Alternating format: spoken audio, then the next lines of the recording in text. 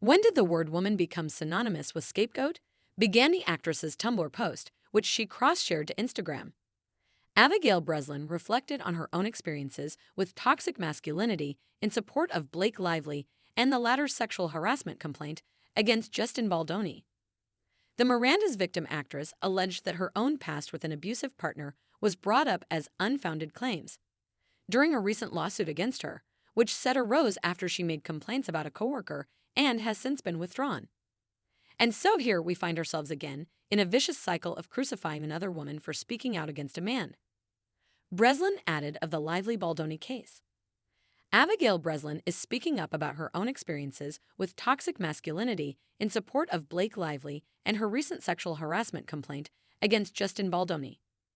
The Stillwater actress, 28, shared her feedback about Lively's situation in the context of her own past and the post-#MeToo era in a Tumblr post that she made and cross-posted to Instagram on December 28.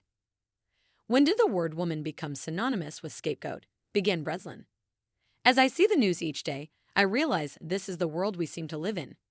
In light of recent events regarding the attempt to destroy the career and livelihood of a fellow actress and woman, I have felt compelled to write this, as I have unfortunately been subject to the same toxic masculinity throughout my life. As of November 2023, Breslin herself was at the center of a legal battle after accusing Aaron Eckhart of aggressive, demeaning, and unprofessional behavior on the set of their film Classified, according to a complaint filed by producers of the film. While she didn't name a specific project in her Tumblr post, Breslin continued, "In my recent career, I've brought forward concerns about a male colleague. I was told my fears were figments of my imagination. Now, as I'm seeing this pattern pop up more, I realize this is the norm."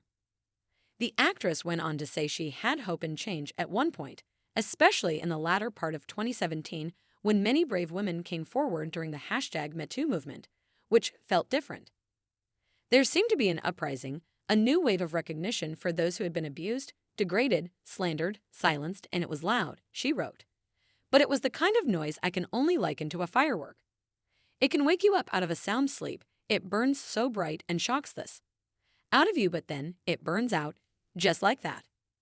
And when the smoke in the sky clears and the ashes and debris are swept away from the sidewalk, behind closed doors, to them, we are still just noisy women, added the Scream Queen's alum. So we all go about our business until the next wave of injustice comes. Breslin said that men and anyone who enables abusers were annoyed that they might have to change their own dehumanizing behavior, explaining, "I remember the shift from yes. Go women. We are woke AF. We got your back. To God, didn't these bitches have their moment a few years ago? Get over it." As if centuries of women being underpaid, undervalued, underappreciated, raped, harassed, terrified, and used for the benefits of dick-wielding heroes would be erased because you commented on your second cousin's #MeToo Instagram saying, "Stay strong," she added. It was a pat on the head, a consolation prize accompanied by an eye roll, as if we were just all constantly complaining that the gas station didn't sell our preferred brands of tampons. Breslin went on to bring up a since-withdrawn lawsuit, seemingly the case related to Eckhart, 56, filed against her after she made a confidential complaint against a coworker for unprofessional behavior, saying, "I had the silly and naive impression they would believe me.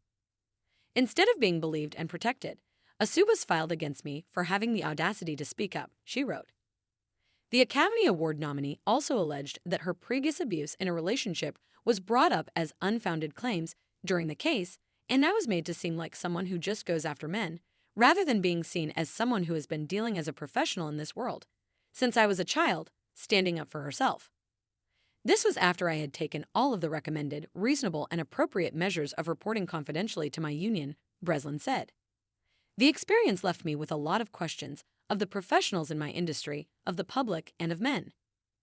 Near the end of her post, Breslin questioned why women are second-guessed by the public, asking, "Why are we always so quick to defend a man after he is accused of bad behavior? But if a woman speaks out, she's clearly a liar."